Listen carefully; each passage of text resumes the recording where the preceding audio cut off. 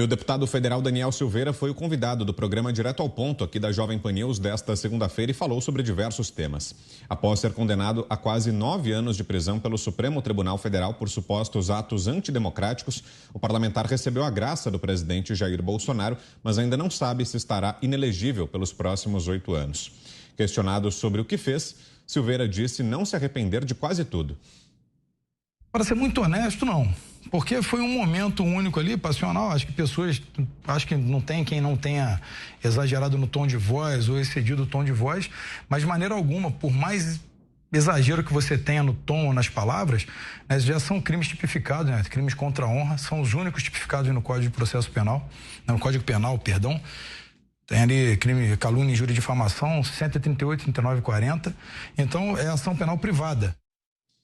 Ele também afirmou que sua pré-candidatura ao Senado se deve a uma falta de qualificação na casa. O meu interesse na pré-candidatura ao Senado é justamente pela competência. Eu acho que o Senado tem o senador, ele tem que...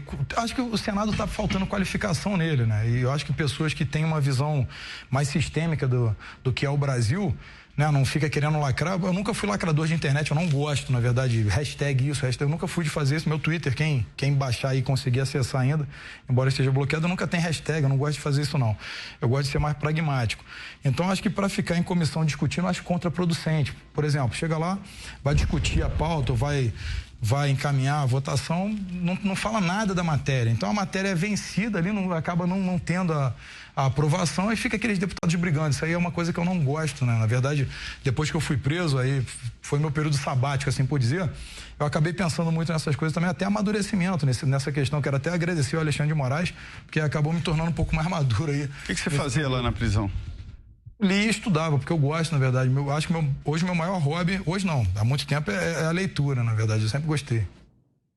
O parlamentar diz ainda ter receio de ser declarado inelegível por não haver respeito à Constituição. Basicamente, não há que se falar em entendimento diferente, porque está tudo muito linkado. Tem a graça, tem a letra de lei no Código Penal, Processo Penal, e tem a súmula vinculante do TSE, que é, de fato, a esfera para debater esse tema. Mas, deputado, ele acabou de violar preceitos do Estatuto da Advocacia que protegem, preservam garantias da sua esposa. Sim. Você não tem receio de ser declarado inelegível? Não, é que tá. A segunda parte, sim, eu tenho receio porque hoje a Constituição do Brasil não vale nada. Declarou que se considera perseguido pelo ministro Alexandre de Moraes. Com ele comigo é pessoal. Ele acabou levando isso pro coração. Acho que ele precisa, né, procurar um pouco uma igreja, orar um pouquinho mais, que ele vai achar o caminho, talvez. O que ele tem de pessoal contra você? Na sua avaliação? Bom, essa eu não vou saber te responder. Eu acho que, não sei, né? Ele sempre tem uma provocação quando ele falou que a minha inteligência era duvidosa, eu falei, bom, não fui eu que fui contra as minhas próprias decisões ou contra o meu próprio livro editado. Então, eu tenho coerência na minha fala, então. Por fim, Daniel Silveira disse que não pagará as multas impostas por Moraes por suposto descumprimento de medidas cautelares. Qual é o total de multas já aplicadas a você? No momento, quanto soma? Eu acho que está em 745 mil. Também não tem esse dinheiro. Mas quando o senhor diz que não tem o dinheiro e o senhor acha que não vai pagar as multas? Não, eu não vou. A projeção é de chegar a 1.500.000 rapidinho. Sim, mas foram anuladas, né? Na verdade, quando o decreto, ele acabou com isso. Ele entrou num reino de Nárnia e falou, agora eu vou continuar aqui, porque aqui já acabou, no mundo real já acabou. Porque é um entendimento do ministro de que trata-se de um novo processo, né? De desobediência de sentença. É um entendimento de uma criança do jardim de infância, porque se esse processo é oriundo é como se eu tivesse que falar assim, ministro, a grama é verde, ela não é azul. É complicado demais, E ainda sobre o deputado, segundo a Oeste, o ministro Alexandre de Moraes, do STF, bloqueou nesta sexta-feira a conta de Paola da Silva, mulher do deputado, com base no artigo 348 do Código Penal. Aspas. Considerando o fato de que o Banco do Brasil informou que o réu Daniel Silveira, por meio de transferência eletrônica realizada em 4 de maio de 2022, transferiu R$100 mil para sua esposa, o que pode configurar crime de favorecimento pessoal previsto no artigo 345 do Código Penal, determina a Polícia Federal que proceda à oitiva no prazo máximo de 5 dias de Paola da Silva Daniel, para que esclareça as circunstâncias do fato mencionado. Uma consulta rápida ao Código Penal, contudo, invalida a petição que determinou o bloqueio. No parágrafo 2º fica determinada a isenção da pena se quem presta o auxílio é ascendente, descendente, cônjuge ou irmão do criminoso. A pessoas próximas, Moraes tem confidenciado que pretende emparedar financeiramente o deputado. Augusto. Ele está tentando. Vamos começar pelo programa, né?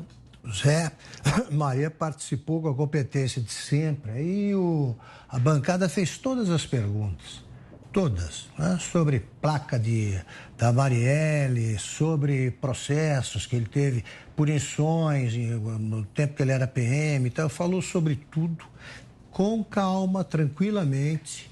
Falou como pode falar qualquer brasileiro, protegido pela Constituição, mesmo sem ter imunidades parlamentares como ele tem.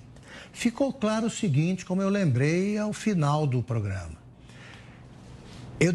Nós deveríamos, estava combinado que ele seria entrevistado por nós, e nós combinamos pouco antes da prisão dele. E ele ainda, nós esperávamos que ele concedesse a entrevista e o Alexandre de Moraes proibiu que ele, explicitamente, proibiu que ele falasse a esse programa, direto ao ponto. Anos depois, tantos meses depois, ele compareceu, deu entrevista, falou sobre tudo e não provocou, não causa nenhuma ameaça à democracia. Nada. Ele apenas externou opiniões, falou, com todo o direito de se expressar o que pensa sobre todos os assuntos. Então, aquela história de que ele não pode falar porque ele ameaça o Estado Democrático de Direito é uma conversa fiada para justificar uma censura, uma punição que são inexplicáveis. Não pode. O Daniel Silveira, agora, no dia seguinte, hoje, acontece mais uma arbitrariedade absurda.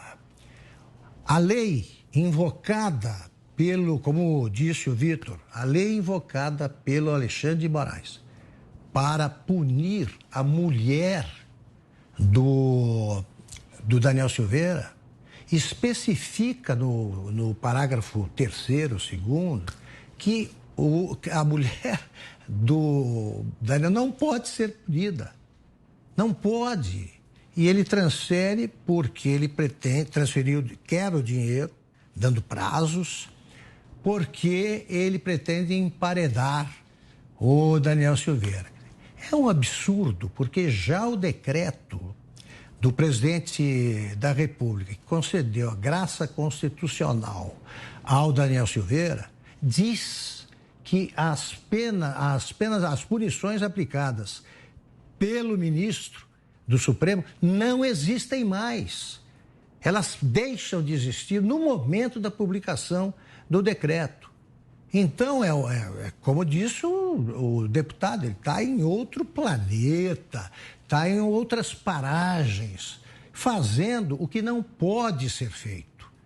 Então, ele continua cobrando, esse dinheiro não será pago, essas multas não serão pagas, porque elas são cobradas ilegalmente. E então, o Supremo, isso eu posso adiantar como informação, o Supremo não vai contestar ou declarar inconstitucional a graça concedida pelo presidente Bolsonaro. Não vai. Porque eles sabem que isso aí já é demais. Tá? É pegar a Constituição e jogar no lixo. Mas está decidido pelo Supremo, a gente pode até antecipar, né, as decisões. Eles não examinam o caso. Eles vão impedir a candidatura do Daniel Silveira a senador.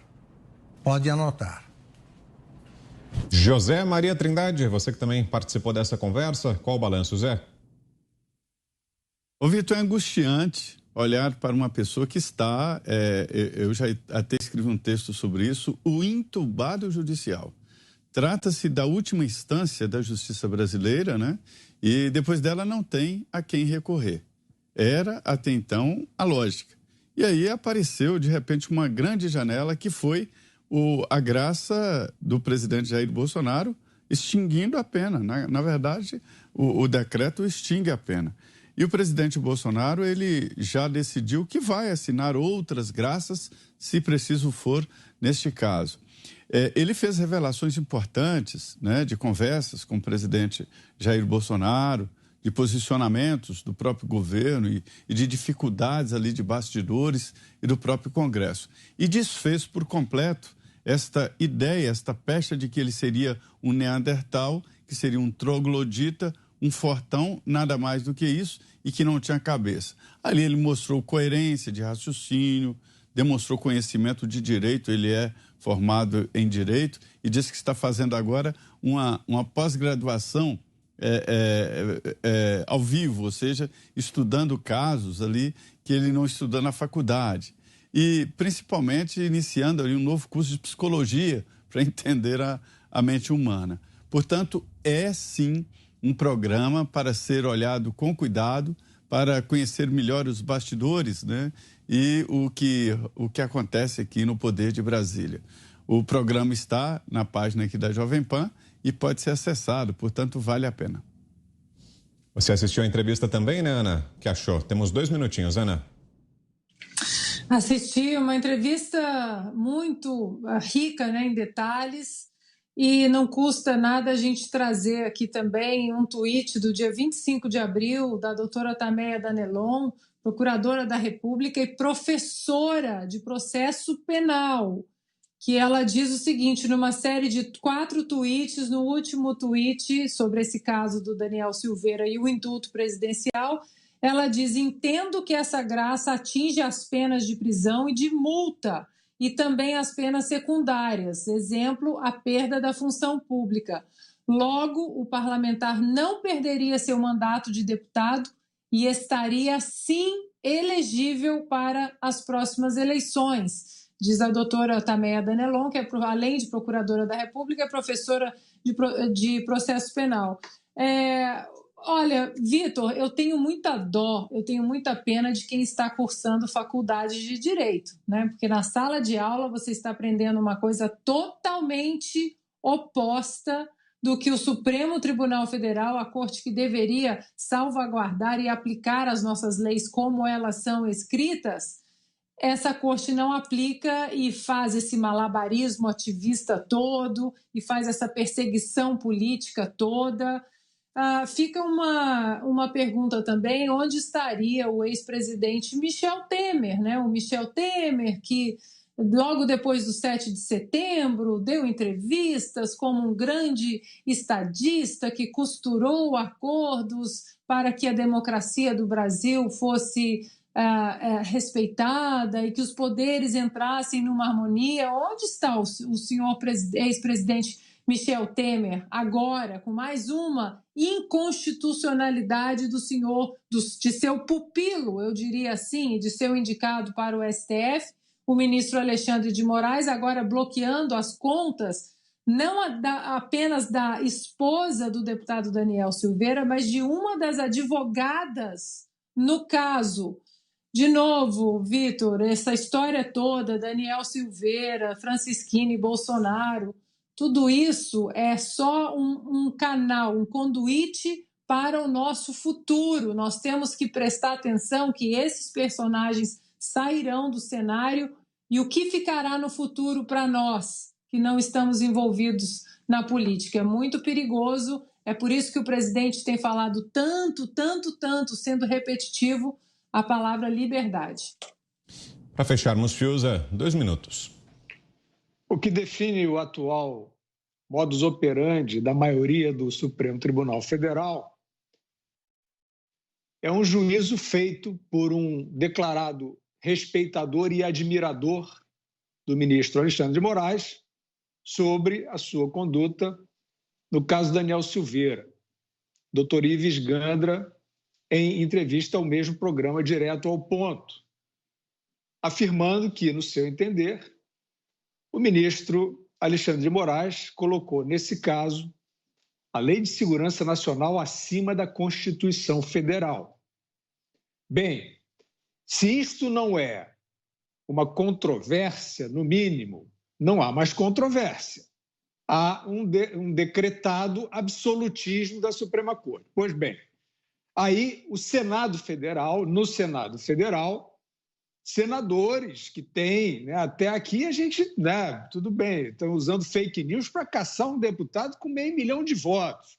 A gente nem sabe mais o que vai restar da democracia, mas, por enquanto, o senador que está lá para representar o povo e tem a prerrogativa de rever os atos do STF. Pois bem, um grupo de senadores propõe um convite a esse ministro Alexandre de Moraes, cujos atos, segundo um seu ilustre admirador, ultrapassam as linhas da Constituição.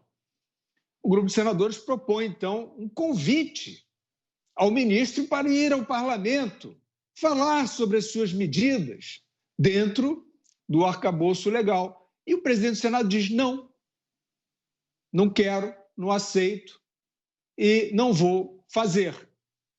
Esse mesmo presidente do Senado que tem dito aí constantemente que é preciso defender o judiciário. O que é isso? Isso é uma parceria? Isso é uma dupla? Isso é um jogral? O que é? Então, nesse estado de coisas, o que vai se esfarelando? A instituição, as instituições, porque os mecanismos institucionais são acionados e não funcionam. Estão achando que vai valer o quê? Se não são os mecanismos institucionais. Se o jeito de seguir as regras é questionado por eminentes personagens entendedores do direito. Vai sobrar, sem as instituições, o olho por olho, dente por dente, que é um estado de coisa que a gente não quer e que a gente chama aos representantes das instituições que prestem atenção para guarnecê-las.